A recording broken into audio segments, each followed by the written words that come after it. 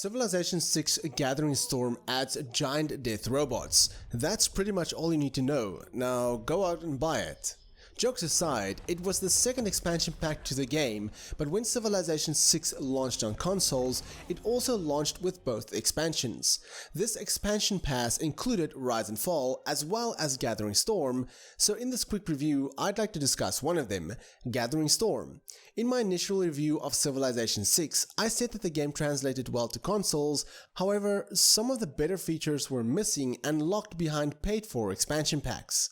In the official description for Gathering Storm, it reads as follows, quote, "Explore an active planet where geology and climatology present unique new challenges. The second expansion to Civilization 6 adds new environmental effects, engineering projects, power and consumable resources, as well as the World Congress and a new diplomatic victory.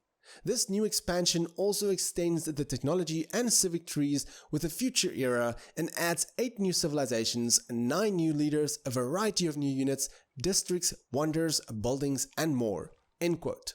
Gathering Storm adds natural disasters and climate change to the game, which essentially becomes more of a threat than other civilizations. It holds you accountable for your own actions as you exploit the resources of the world, usually with disastrous consequences.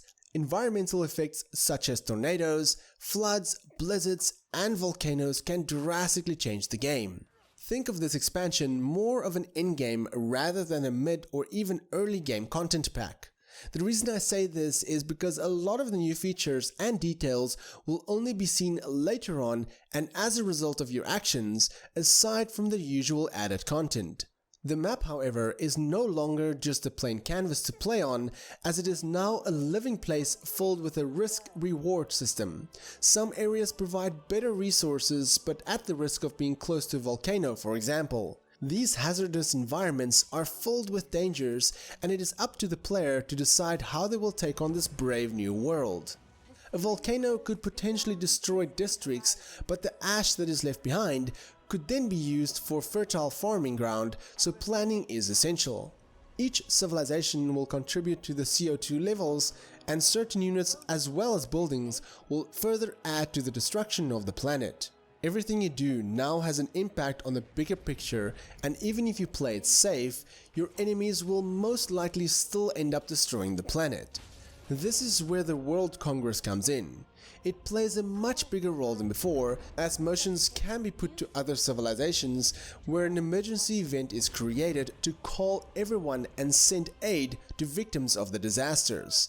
They do act as some kind of competition where you can try and win through diplomacy as well.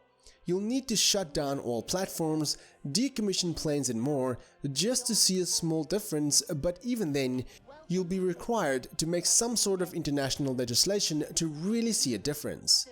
Gathering Storm also adds 7 new world wonders, 7 natural wonders, 18 new units, new cities, tech trees, 21st century technology tree, 9 new leaders from 8 new civilizations, and much more.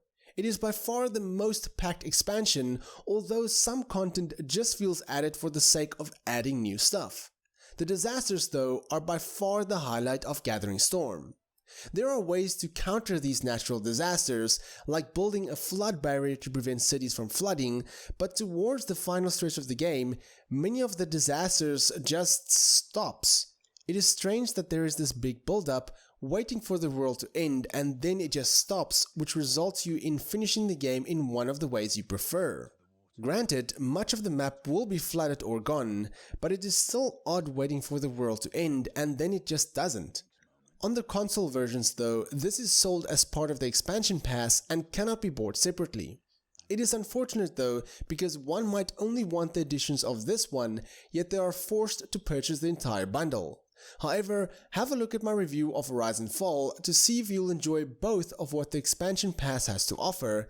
But if I'd had to give a score on the expansion pass, then I'd easily give it a 7 out of 10.